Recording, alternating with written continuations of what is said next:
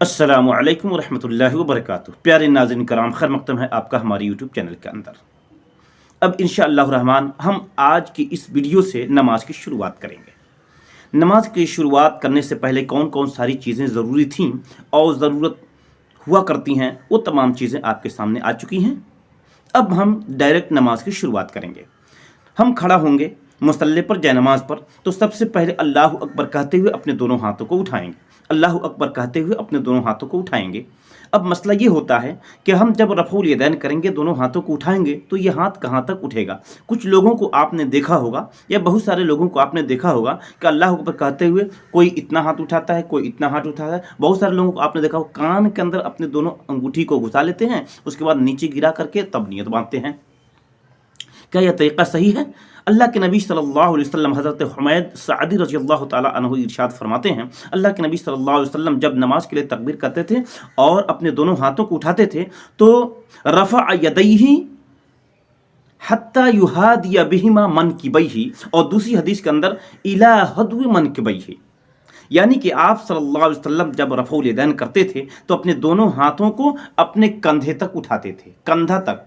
ये कम से कम, ये जो कंधा है कम से कम इस कंधा तक उठाएं, और ज़्यादा से ज़्यादा औ इला उज़नैहि, ज़्यादा से ज़्यादा उठाएं तो अपने दोनों कानों के लौ तक। हदीस के अंदर जो अल्फाज हैं वो कंधा और कान का लौ, यानी कि कंधा से नीचे नहीं होना चाहिए, कम से कम कंधा तक, और इस कान के लौ से ऊपर नहीं होना चाहिए, ज़्यादा से ज़्यादा कान के लौ तक अपने दोनों हाथों को रफ़उल यदैन करते हुए उठाना चाहिए। उससे ज़्यादा और उससे कम करने की ज़रूरत नहीं है। उसके बाद हम सीने पर नियत बांधें, हाथ रखें, और उसके बाद हम सना पढ़ेंगे। सना की सबसे छोटी सी दुआ है, वैसे कई सारी दुआएं हैं, सुब्हानक अल्लाहुम्मा व बिहम्दिका व तबारक अस्मुका व तआला जद्दुक व ला इलाहा गैरुक। उसके बाद अगर एक और सना हम उसके अंदर शामिल कर लें, यानी इस छोटी वाली सना को न पढ़ें, एक दूसरी सना मैं आपको बता रहा हूं, अगर ये सना पढ़ें तो सोने पर सुहागा, हमारे सवाब के अंदर और इजाफा हो जाएगा। और वो सना ये है, अल्लाहुम्मा बाइद बैनी, अल्लाहुम्मा बाइद बैनी व बैन खतायाया कमा बाअत्ता बैनल मशरिक़ी वल मग़रिबी, अल्लाहुम्मा नक़्नी मिनल खताया कमा युनक़्क़स सौबल अबयदु मिनद दनसे, अल्लाहुम्मा ग़सिल खतायाया बिलमाई वस्सल्जी वल बर्द। एक ये भी सना है, लेकिन ये सना बड़ी वाली है, आम तौर से ये सना याद करना मुश्किल है, इसलिए आपके लिए बेहतर यही है कि छोटी वाली सना, यानी सुब्हानक अल्लाहुम्मा व बिहम्दिका व तबारक अस्मुका व तआला जद्दुका व ला इलाहा गैरुका, इसी सना को पढ़ करके नमाज की शुरुआत करें और नमाज को आगे की तरफ बढ़ाने की कोशिश करें। इस सना को हम खुफिया तरीके से मुंह में चुपके पढ़ेंगे।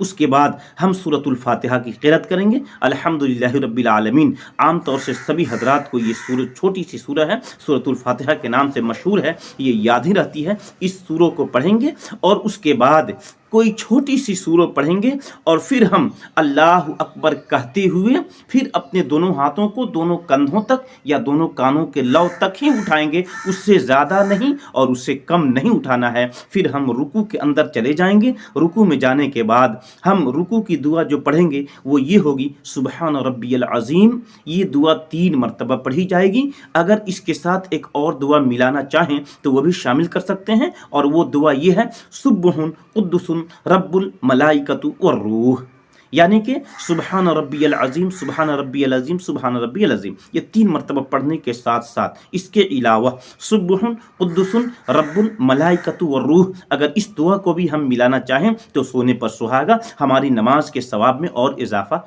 होता जाएगा।